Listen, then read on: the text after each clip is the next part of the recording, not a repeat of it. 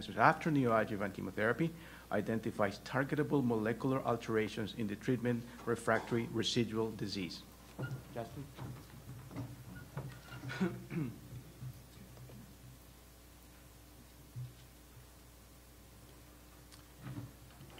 Thank you very much. I just want to point out that this work is obviously the product of a large number of people working together, and it's my pleasure to present this work on behalf of all those people that have invested time, patient samples, and effort and scientific thought into this work. Neoadjuvant chemotherapy, which is administered prior to surgery in breast cancer patients, is being used increasingly in patients with triple-negative breast cancer. Neoadjuvant chemotherapy can induce a pathological complete response, which is no evidence of tumor at the time of surgery, in about 30% of these patients. These patients have a considerably better, more favorable prognosis. In contrast, those patients that have residual disease or tumor cells present in the primary tumor bulk after neoadjuvant chemotherapy have much worse outcomes, and it's unknown on how to effectively treat these patients. Importantly, no targeted therapies exist for these patients after surgery. We hypothesized that molecular analysis of the residual disease would identify genetic alterations that are ultimately responsible for disease recurrence.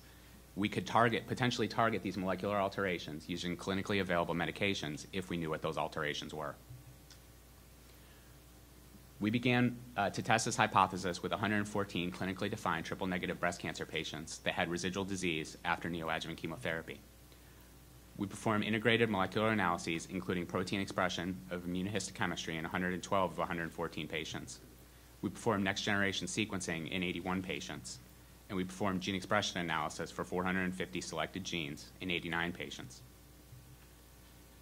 First, I'd like to highlight the for this particular talk, I'd like to highlight the next-generation sequencing data.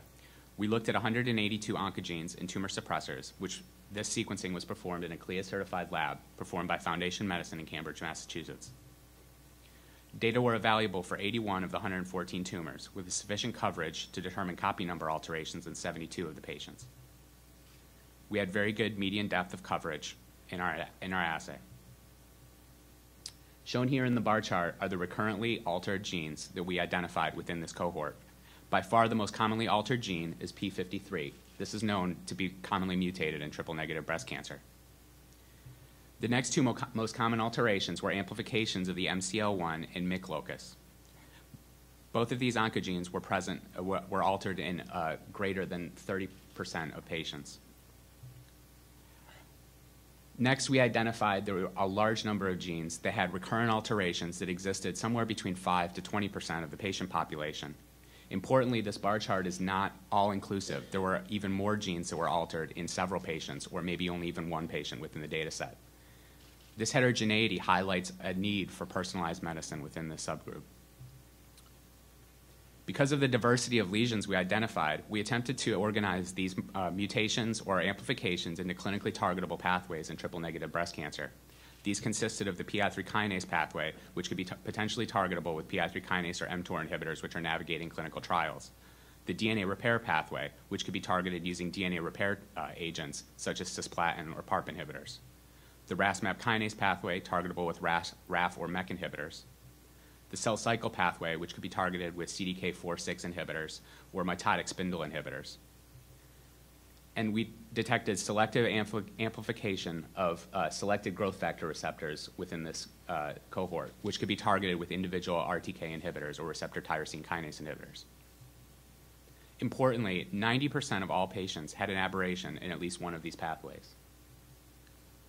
Would like to highlight one of the unique observations that we made in this data set. We identified amplifications at the JAK2 locus, which have been previously unidentified, and we found them in 8 of 72 patients, or 11%. The IL-6 JAK-STAT pathway is known to regulate cancer stem-like behavior in breast cancer. Importantly, pan-JAK and JAK2 inhibitors are currently navigating clinical trials, and some have been approved for inflammatory diseases. The patients that had amplification at the JAK2 locus did significantly poorly after surgery, all of which had recurred or were deceased within 2 years.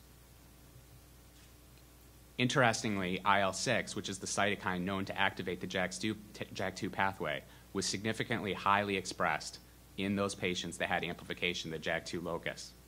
We believe that this provides a warrantation for looking at adjuvant studies of JAK2 inhibitors within patients with JAK2 amplification and triple-negative breast cancer that have failed neoadjuvant chemotherapy.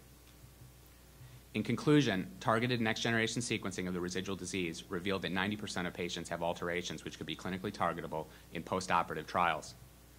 Altered pathways include the RAS-MAP kinase pathway, the PI3 kinase pathway, cell cycle and mitotic spindle pathway, the amplified growth factor receptors, and the DNA repair pathway.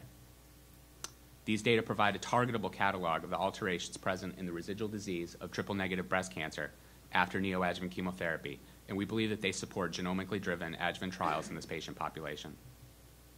Additionally, we have identified novel JAK2 amplifications in about 10% of these patients, and we believe they may be therapeutically targetable. Thank you for your time and attention.